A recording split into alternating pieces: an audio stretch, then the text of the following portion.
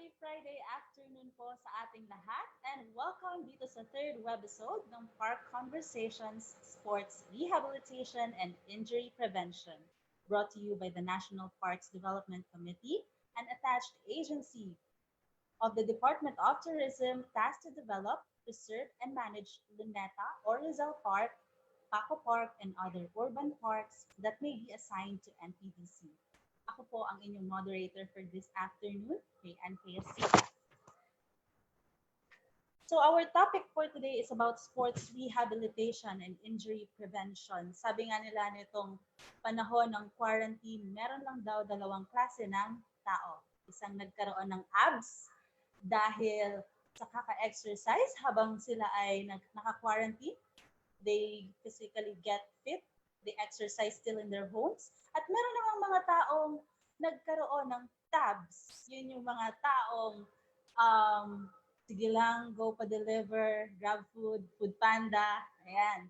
So nowadays, ito yung pinaka-perfect time for us to be physically fit and healthy. So most of us na hindi kaya yung mga pangmalakasan ng mga exercise, yung mga pangmalakasan na workout that needs machine, tend to rely on sports.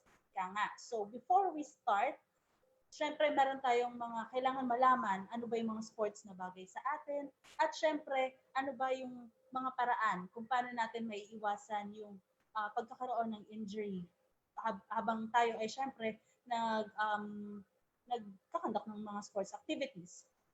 So before we proceed with our talk this afternoon, meron lang po akong mga ating paalala. Ito po ang mga sumusunod. One, if you would like to ask questions, you may send it through the Q&A button, which is also found on the lower portion of the screen. Para po ito sa ating mga viewers sa Zoom. And para naman po sa ating mga viewers on Facebook, maaari ninyong isend ang inyong mga katanungan sa comment section ng ating Facebook Live video. Please note that we will do our best to accommodate all questions subject to the availability of our speaker this afternoon should we exceed the time limit. Para naman po sa mga katanungang pansamantala namin hindi masasagot, huwag po kayo mag-alala dahil sasagutin pa rin namin ang inyong mga katanungan via email. Just please provide us with your email kasama na inyong katanungan sa Q&A button o sa comment section ng aming Facebook Live. To ensure that your audio is okay, wear your reliable headphones. 3, don't be shy to ask questions. Mabait po ang ating speaker for this afternoon. She's very pretty and for sure mag-enjoy tayo. Kaya wag po kayong mahiyang magtanong sa kanya. And 4, only those who will successfully answer our online survey will receive a copy of their digital certificate. We will be posting the link of the survey before the end of this webinar at the chat box. And for those watching from our Facebook Live at npdc.ph or the NPDC's Facebook page, we'll be posting it at the comments section. Abangan nyo lamang po iyon. So, are you guys ready to learn more about on how we can prevent sports injury? Ayan, para sa mga nagbabalik alindog ito. So, syempre maraming naipong mga kung anong hindi ka nais-nais na flabs and fats nitong nagdaang quarantine. So, ayan, let me just introduce to you our speaker for this afternoon. She is a member of the Ateneo's Fab 5, the group who helped raise the popularity of women's volleyball team in the Philippines. She played for the Bangkok Pearlas Spikers in the Premier Volleyball League and is the co-founder of the Beach Volleyball Republic, the organization with a goal to make the country the Asia's hub for beach volleyball, setting up tournaments and workshops in various Philippine beaches. Ladies and gentlemen, let's all please welcome our esteemed speaker for this afternoon, the 2019 bronze medalist for beach volleyball at the 30th Southeast Asian Games held in Subic, Pampanga, Miss Angeline Gervacio. Ma'am, did I pronounce your surname right? Gervacio, yes. Hi, Mayan. Hi, everyone.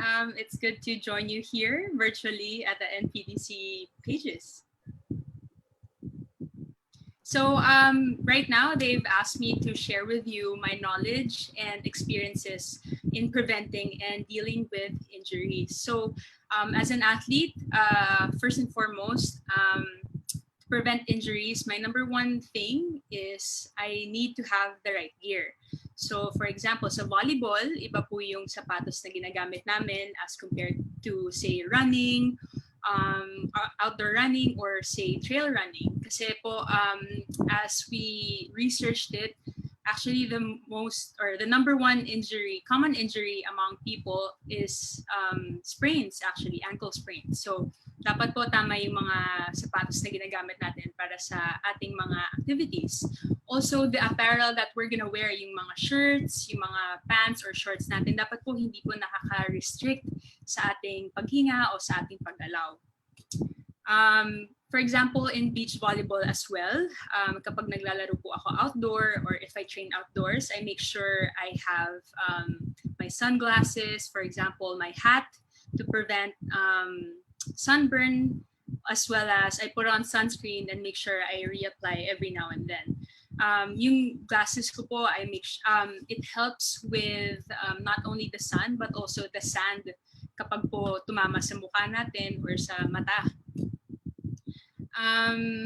Next, make sure lang po na hindi po tayo mag-exercise o mag-workout with an empty stomach. Kasi po, syempre kailangan po natin ng nutrients para po may energy din naman po yung ating katawan kapag mag-ehersisyo. Make sure din po that we stay hydrated. Alam naman po natin na medyo tropical country po ang Pilipinas at all year round, mahinit at humid po. And it's best to bring your own bottle. Make sure po we don't use single-use plastics to save the environment as well. With that, we have to also make sure na hindi naman din po tayo busog kapag mag-workout kasi po it could also lead to some injuries or illnesses and diseases. Next, we should always start to ease into the workouts.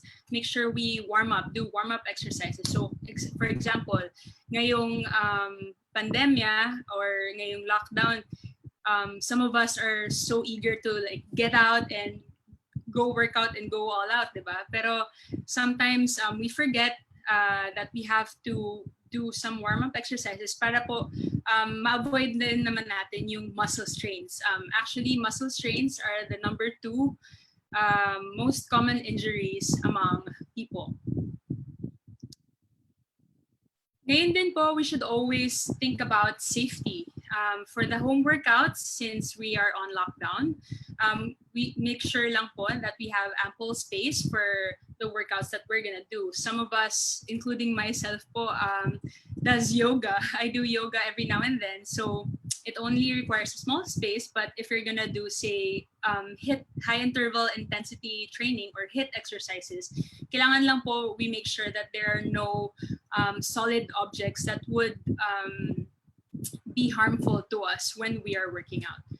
Kapag nagjo-jog or nagbabike naman po tayo around our neighborhood, just make sure na we are aware of the vehicles that may come our way. Another misconception or another question that comes into mind when working out, especially now that it's pandemic, is the option of wearing masks. Actually, recently, nag-release po ang World Health Organization na it's best not to use a mask. Kasi po, kapag nagsuot po tayo ng mask and you're working out, number one thing is sometimes it will restrain our breathing. Secondly, if we get it wet from, say, our sweat, there's more likely chance na mag-absorb siya ng microorganisms like bacteria or hopefully not the viruses outside. So, kung unfortunately naman po, we face an injury, kahit gaano po kaingat po tayo kapag nag-workout, it's always best to seek professional help. Now that it's pandemic, there's a lot of ways to connect and reach out to professionals. They've been so creative with say online workshops and webinars just like this one. So it's always best to reach out to professionals, say physiotherapists or doctors, kesa po yung mag-self-diagnose po tayo. So in my own experience po, just last week, we had a curbside checkup po actually at the UP grounds. Pinili po namin yun kasi po it's better to have a checkup in the outdoors para po ma-prevent natin yung pag-crowd up and the air would be more maaliwalas po. It's also noteworthy to remember that recovery is as important as working out. So kapag na-injure po tayo, nutrition and rest is important pa rin po. Just because we got injured, hindi naman po dapat na i-neglect na natin na kumain tayo ng tama at magpahinga po ng tama. In my experience po, back in 2015, I actually tore 3 ligaments on my left knee. So it was such a depressing moment for me. But what I think that helped me to recover faster and stronger was the support group I had. I had my family who was very supportive. I had friends who also went through the same thing that helped me, that guide me into my recovery. Just make sure na you keep like a positive mindset through all the stages in your recovery. I know it's gonna be frustrating. It was so frustrating for me too. Kasi hindi ko po nagagawa yung mga normally nagagawa ko noon. But slow and steady is the key. So ang ma-advise ko lang po doon sa mga going through an injury right now is just be present. Take one day at a time and, just keep pushing through.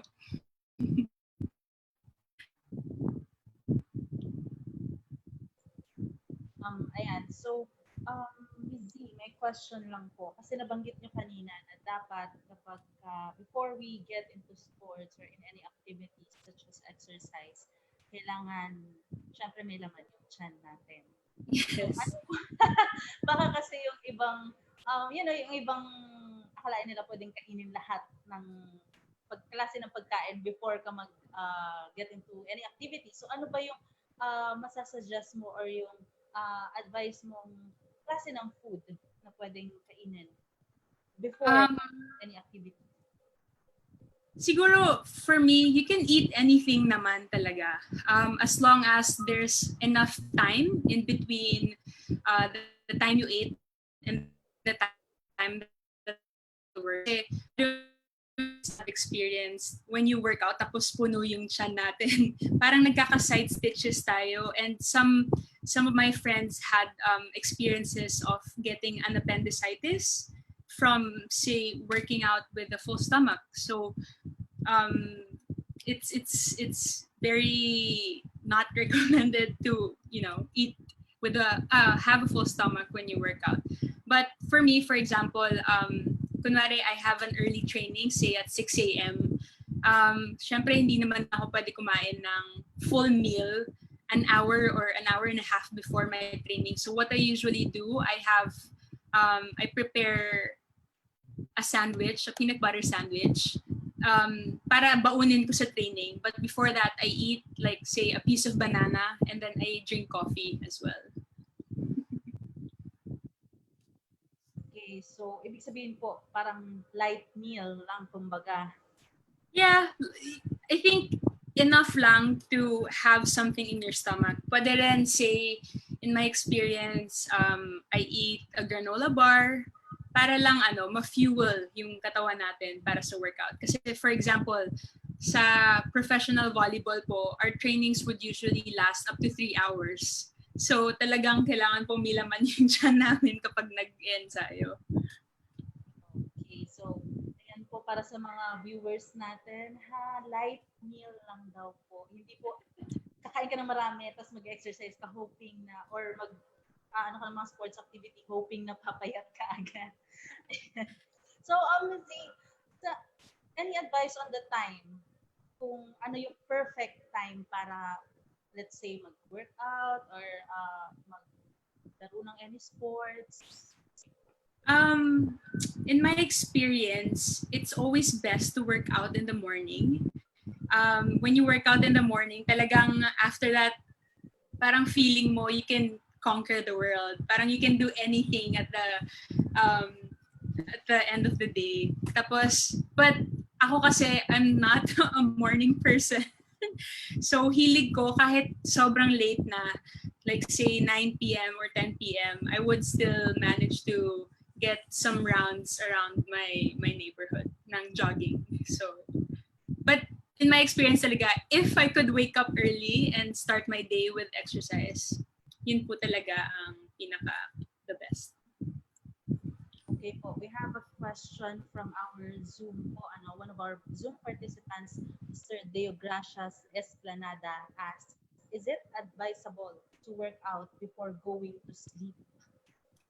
Ooh, I feel like that's it's difficult to sleep right after working out. Kasi po, parang gising na gising pa po yung katawan natin.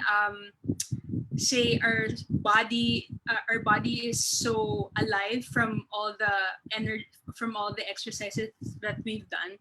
So in my experience po, I couldn't go all out, say in my 10 p.m. or 9 p.m. workouts kasi po alam ko mga 1:00, 2:00 ng umaga na po ako makakatulog. Kaya it's best po to work out in the morning kasi yung energy na na-produce natin from the workout will eventually trickle down throughout the day. Okay, so ito po, medyo personal question siya po, was there an injury or an accident that happened to you that was worth the pain or worth getting the injury? Like, as a result of that injury, like, did you win the game? Or, say, for example, did you win your crush? Ano?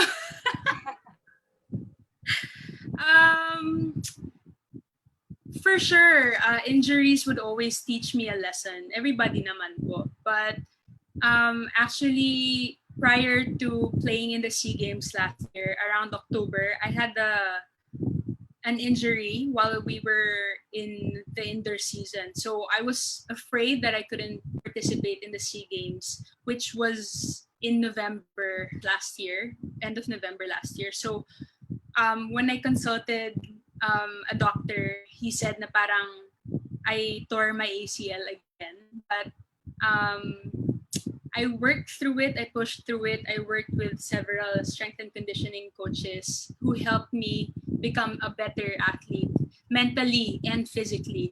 So siguro isa po yung aspeto na nakapagpabago sa akin from an injury, yung mental aspect, yung mental toughness. That really helped me. Ayan. Next question po. Is it worth getting an injury to be noticed by your crush or someone? Like, sa inyo po, nangyari na po ba sa inyo yung minsan? Yung parang, alam mo po yun, like very high school na kapag ka andyan si crush na daan.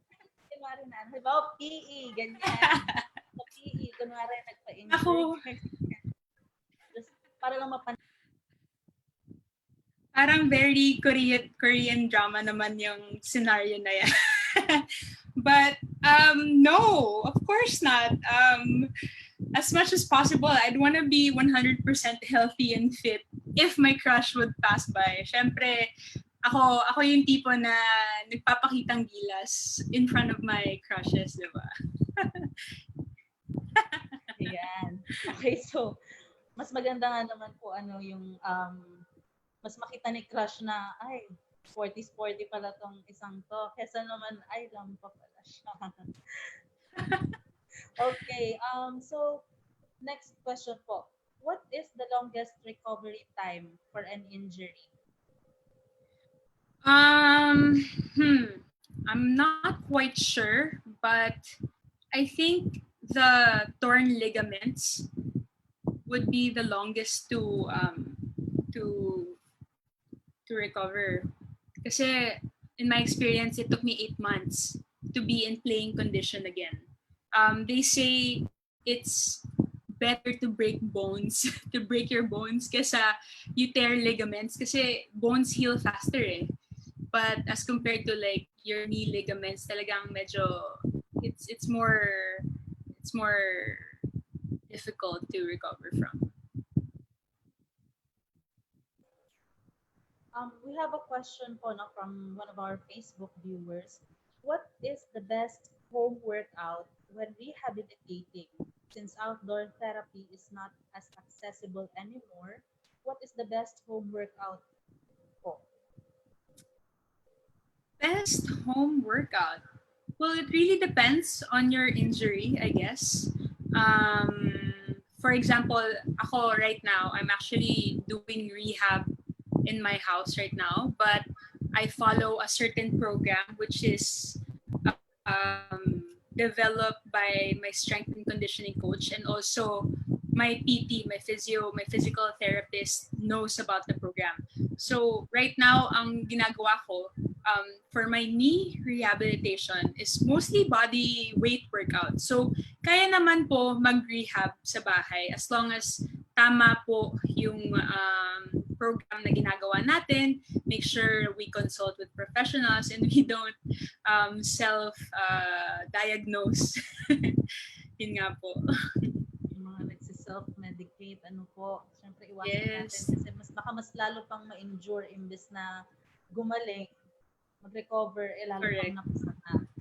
Ayan po. Correct. Meron po ba kayong say, favorite food na kinakain when you're rehabilitating or kapag na-injure kayo? Favorite food? I like sweets kasi. So, siguro, I eat ice cream to make my mood better kasi as I mentioned earlier, it's really frustrating. Siguro, ngayon, at home and where we don't have access to say the gym equipments, we don't have access to face-to-face rehab with PTs or doctors. For me, I guess mas pinaka-helpful talaga yung mood booster para good mood tayo kahit medyo napapabagal yung ating recovery. But I still eat the normal food naman, but yun nga, I'm into sweets to make me feel better.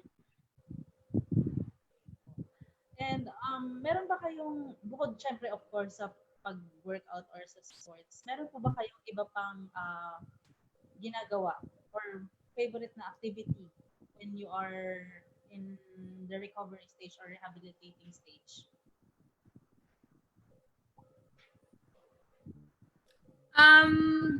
I like I also learn bakit ko to ginagawa, para saan ba yung exercises na to, as well as make connections with them, with my doctors, with my PT. Syempre, ang rehab, it probably takes around 1 to 2 hours. So during the downtime, during the break, syempre, konting chika, konting getting to know you, kasi these are the people who will be with me all throughout my recovery period. Another question po from one of our viewers.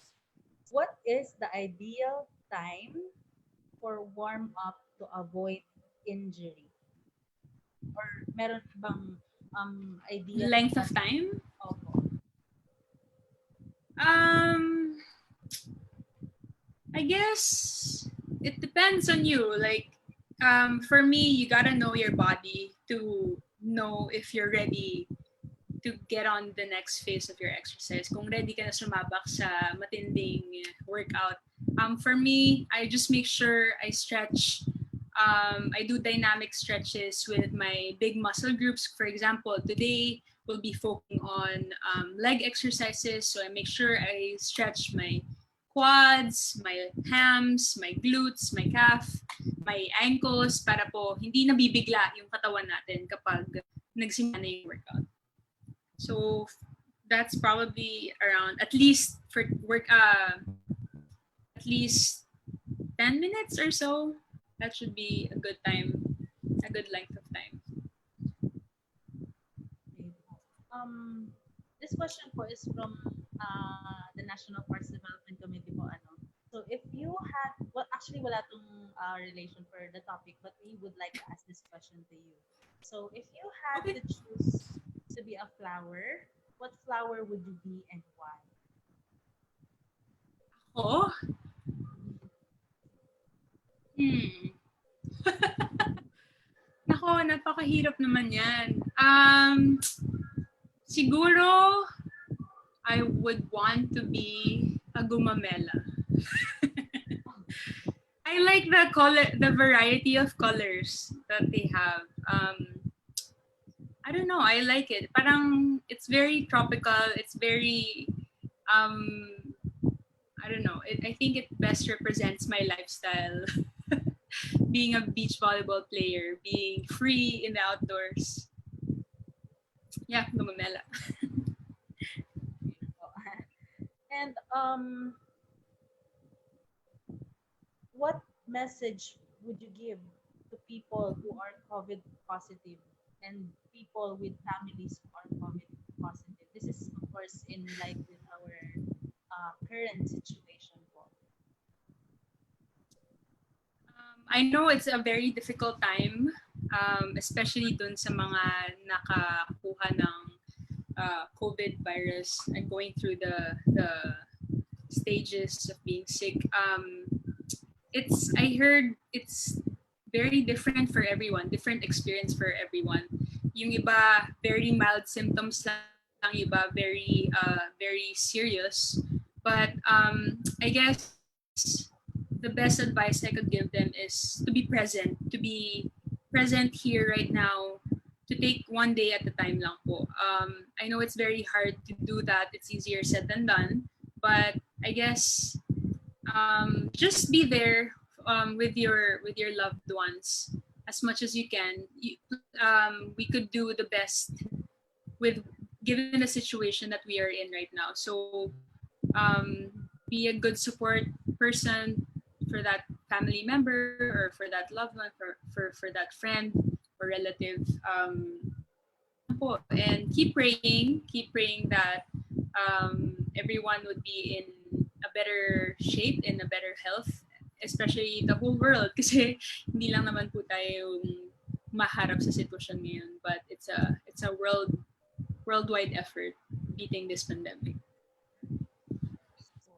And another, may isa pa pong question, actually, the questions are keep on coming. So, isa sa mga questions po, do you have a specific warm-up routine before volleyball or basketball? For me, it's best to do dynamic stretches kasi yung standing stretches lang, yung stretch like this, stretch like that. So, what we do is, for us before, it's best to first jog around, loosen up the joints, loosen up the muscle, jog for say 2-3 minutes, and then do dynamic stretches. If you know, say, the world's greatest stretch, yung ganun po, that would be a good routine for warm-ups. Okay. Another question po from Daniel Del Rosario. What keeps you motivated to work out? Kasi po, di ba, yung iba sa atin, konting sit-ups lang. Like, ako, halimbawa, konting sit-ups lang. Ayoko na. Mga 5 na sit-ups lang. Ayoko na. Give up na. Mga ilang seconds lang na planking, suko na, ganyan. So, ano yung nagmo-motivate po sa inyo to keep going? Kasi syempre mahirap po yung mag-workout and of course, lalo na yung mag-engage sa mga sports activities.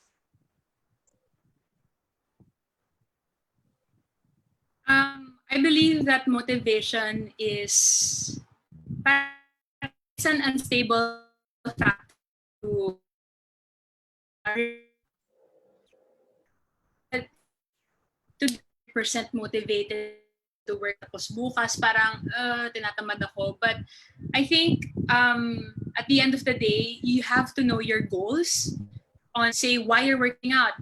For me, I want to work out every day to better, to have my knee in 100% playing shape again. For others, they want to work out to, to get rid of that 10 pounds they gained during the pandemic. So I think it's reassessing our goals lang and make sure that the goal, the why we're doing these exercises, these workouts, pretty solid for us to latch on all throughout our journey. For sure, it's gonna be our roller.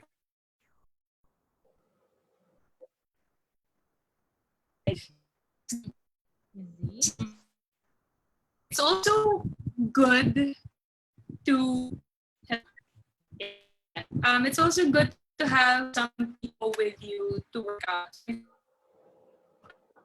Motivated kasi I have teammates who I'll be with during the super difficult workout. So parang we're there to motivate each other as well. So if you have someone, your mom, your dad, your siblings, your dogs, to join you during your workouts, that would be really helpful. Okay po, ayan. So it's just a matter, kumbaga, ng kung gaano ka kapursigido na marating yung goals mo. Yes. Ayan. So, correct. Sa mga kapwa ko dyan, nagpapabalik-alindog program. Huwag tayong susuko, laban lang. Ayan. Another question po from one of our viewers, is it too late to learn volleyball? Or siguro may ideal age po ba to learn the sport volleyball? Of course not. Everyone can play volleyball. Everybody can learn how to play volleyball. It doesn't restrict how people and their ages join and play age with the sport. For example, nagugulat yung mga tao kapag sinasabi namin yung mga Olympians ng, say, the USA, the Olympians for beach volleyball, they're actually around 40 years old. Tapos nag-compete pa sila sa Olympics and they win. Age shouldn't be a barrier for one to learn something. Kahit volleyball man yan, kahit, say, reading books, cooking, baking, biking, running. So age shouldn't be a restriction for sure. Another question, what type of shoe is the best for volleyball para hindi ka ma-sprain? Unang-una, dapat tama yung sukat ng sapatos natin. Dapat hindi naglalaro yung sapatos natin. There was one instance that I learned the hard way.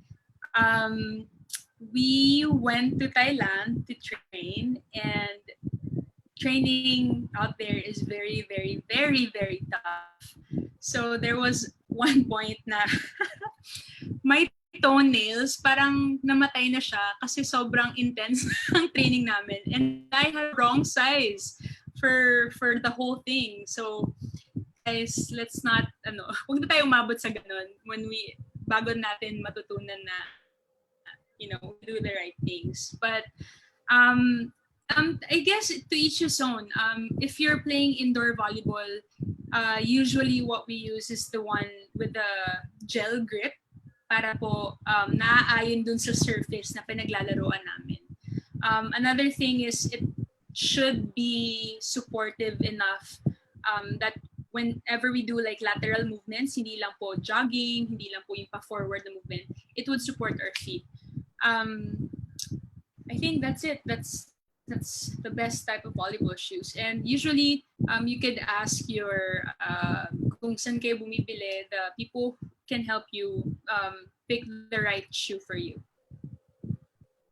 Ayan, so, ibig sabihin po sa mga mommies na nanonood, hindi po dahil baka lumaki pa yung ating mga anak, sa pag-asang lumaki pa yung kanilang mga paa, hindi po basta tayo bibili ng malaking shoes. Kailangan yung fit sa shoes dun sa needs ng sport. So, ayan. Another question po is, just using body weight, can you give us maybe 5 exercises that we can do at home daily? How many reps of this do you suggest? Thank you. Okay, simula tayo sa top. upper body natin. We can do push-ups. Sa mga, we can, actually, okay, push-ups, there's a certain progression and regression to that workout. Kumbaga, kung masyado nang madali or mahirap yung push-ups, pwede nating hirapan or mas dalian. So for example, for me before, I started with push-ups ng nakaluhod. So bale, I'll be on my knees doing the push-ups. So it's gonna be lighter for me. Pag masyadong madali or gusto nyo pa nating hirapan, the normal push-ups, we could do the normal push-ups. Yung paan naman po natin yung nakapatong sa floor. If not, we can do one leg push-ups, yung isang paa natin naka-hover beside the other leg. And then eventually, if you can do one arm push-ups na rin, di ba? Yes. And then going down for our core, we could do planks. We can do forearm planks sa harap. We can do for that would be yun din, one leg forearm planks. So yung isang leg lang yung naka-stabilize sa floor. Tapos we switch sides. We can also do side planks. So we go on our side. Tapos progression naman yun, we can lift our legs like up and down para ma-challenge pa tayo. And then for our legs, we could also do squats, body weight squats. Or if madumani, we could also do one leg squats. For example,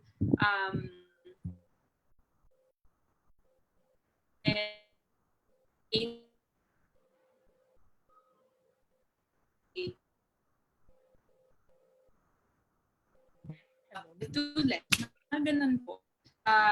We could do triceps. That's a lot of weight workouts available out there.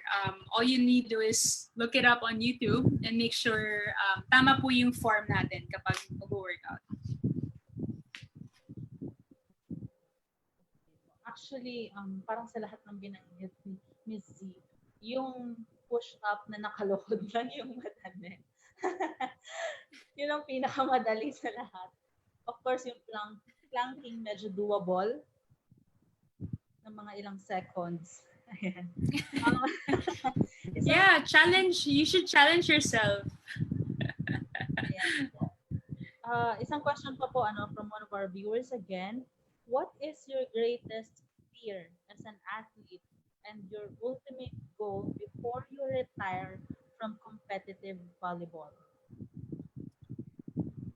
My greatest fear would be getting injured, actually, because as a professional athlete, kasi ito yung kabuhayan namin. So once na ma-injure, parang syempre you're out of it, di ba? Parang medyo delikado. Medyo, again, and then you're gonna go through all the mental and physical challenges of rehabilitation.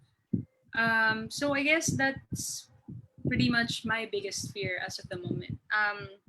Before I retire, I guess I'd want to leave a legacy on how we raise women and men's sport in terms of volleyball, as well as beach volleyball. Because right now volleyball, indoor volleyball is already out there. It's pretty famous, lalo na yung sa collegiate level. But our goal right now is to bring more awareness to the sport of beach volleyball around the country. Another question po ulit. What was your biggest downfall before reaching your dream po? How did you overcome those dilemmas? I remember siguro around 2014 or 2015, my goal was to play for the SEA Games. So that's around 5 years ago, 6 years ago. Every time I would face challenges, kunwari mahihirapan ako to finish like one lap of running or one set of working out, parang I always envision na, okay, for the win, like parang in-imagine ko yung sarili ko na, okay, I'm at the SEA Games right now and it's gonna take one last point to win that medal. So parang I have that mindset na parang okay, parang I have to go all out. I have to reach that one final step kasi one step na lang nandun ka sa goals mo. But I envisioned that I would be able to join the SEA Games, the next SEA Games, which was 2 years after when I dreamed that goal. But alam naman natin, and I've said kanina na hindi nga madalian or hindi natin nakukuha agad yung mga gusto natin. There would always be some reroutes, some U-turns, some forking paths along the way. And it was the second SEA Games that I was able to join the beach volleyball team and eventually win the bronze medal. So yeah, there you go. Okay. Another question po. How old are you when you start playing volleyball? I was in grade 5 when I started playing, when I joined the varsity team. It was siguro a year before that when I started playing volleyball with my dad. He was the one who was training me, who was trying to teach me the sport. But it was 5th grade nung nag-decide ako na sumali sa varsity team namin noon. That was for indoor volleyball, but for beach volleyball, I only tried playing the sport siguro after college na. So I was pretty young to the sport as compared to my teammates who I joined for the SEA Games. But yun nga, it's never, age shouldn't be a restriction to, learning something new. Paano po yan? Nung nag-start kayong mag-play ng volleyball, was it parang because kailangan nung maglaro ng volleyball or dahil it runs in the blood or yung kumbaga hobby mo lang or gusto mo lang talagang maglaro ng volleyball? It was just a hobby, I guess. We're a very sporty family. My first sport was actually swimming, and then I got into gymnastics, and then eventually, nung grade 5, my barkada wanted to play volleyball for the intrams, and then we just decided to, tara, try out tayo sa varsity team. And eventually, ako yung isa sa mga natira mag-araw-araw with the volleyball varsity team. So, ayun, nakahiligan ko na yung challenge siguro, yung training, and yung pagkakaroon ng like 16 other sisters from the team. Okay. So, another question from Glenn Ramos. Been watching you since season 71, and after injury, you came back stronger. How did you do that? How's your road to recovery? Any advice you can give? Thank you. Unang-una, salamat sa pagsuporta. Ayun nga, sobrang hirap niyang harapin itong mga injury na to. Especially, if you're doing it as your professional career, just make sure you have a solid support group with you along the way. And I guess for me, yung pinakamahirap na aspect was the mental toughness that I had to learn. Nung pagkabalik ko, we faced the team who is the team where I got injured. So parang sa akin, oh my God, parang magiging deja vu na naman ba to? So parang yun yung mga obstacles na kailangan kong lampasan noon nung na-injure ako. But other than that, I mean, if you know that you've been preparing really well, say for example the physical aspect, I know for myself that I'm strong, that I prepared my body, my knee to be stronger than it was before. So that gave me confidence, that gave me complacency na kaya kong gawin kahit anong kong gustong gawin. Yun nga lang, yung mental aspect, that's one thing that some of the rehab process have neglected over time. So talagang kailangan mo lang talagang tapangan eventually. Right. From 𝘕𝘪𝘵𝑗𝑗𝑢𝑗. Ayan, sir. Like basketball, height is might. How can we be competitive in world volleyball when we are height challenged? Sabi nga nung coach ko noon, ang maliit nakakapuwing. So, kailangan natin i-enhance yung iba nating I guess skills in order to be challenging to other teams who are taller than us. We could say be quicker, we can be faster, we can be smarter as well. For example, Thailand volleyball team isn't the tallest out there as well, but nakakaabot sila sa Olympics, nakakalaro sila, nakakalaban nila yung mas matatangkad sa kanila, and sometimes nananalo pa sila. That's another thing with beach volleyball. We learned that Filipinos can really be competitive in the beach volleyball arena. Kasi so far in the Asian scene for beach volleyball, height isn't so much of a factor. As long as you're smart, as long as you're quick, you can really win. You can win. Ito po, curious question ko lang po. Kasi di ba pag volleyball, you have to spike and kailangan maabot yung bola. So, kailangan ba mahaba yung span ng arms mo for you to do the game? Or may requirement bang arms length? Wala naman, pero I can really say na makakatulong siya if you have longer wingspan ba or length ng arms mo. It will definitely help, but it shouldn't stop you from being able to play the sport really well. Ayun nga, you just have to be smarter at it. You have to be more creative on how to execute the plays, the spikes, the kills. So kung ganon, pwede natin gawin siguro bilisan yung set or malito yung mga blocker or mga kalaban natin para maiwasan natin yung ganong challenge for us. Okay, thank you po for clarifying that.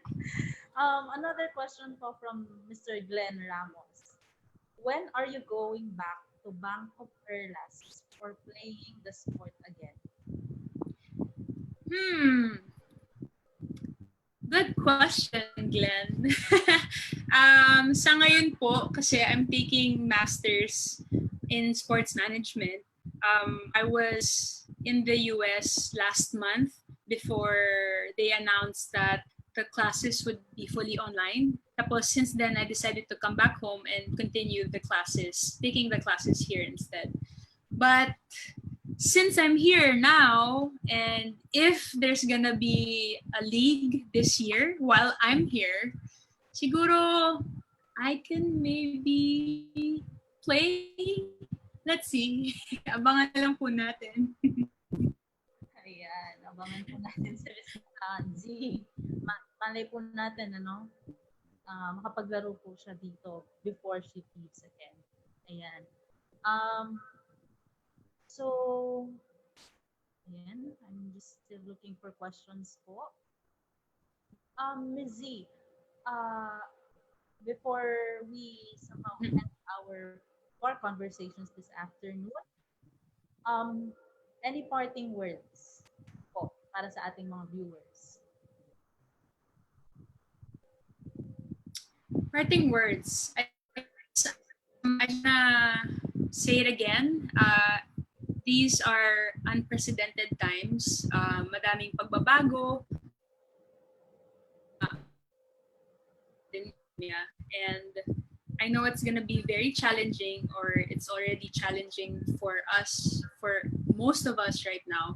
But I think all I want to say is just be present. Just take one day at a time. Let's try to be positive about amidst all the bad news that we hear every day. But let's just have a good balance of reading the news and being positive. And it's okay. Sabi nga ng Korean drama, ng K-drama, it's okay to not be okay. Alam naman po natin na hindi po pwedeng happy palate 100% 24/7 every day, di ba po? But it's always good to have a positive mindset facing the situation where we are in right now. Yun lang. Ms. Z, I'm sorry po. Meron lang pahabol na question po si Okay. Sir Mark Jerome 𝘕𝘠𝘕𝘠𝘕𝑟𝑒𝑙𝑎. As a sports ambassadress, what are your initiatives in this time of pandemic in encouraging youth to engage themselves in sports activities or in health practices? Right now, I am part of a group, the Volleyball community gives back. We have been helping our fellow Filipinos who are in need since Yolanda pa po.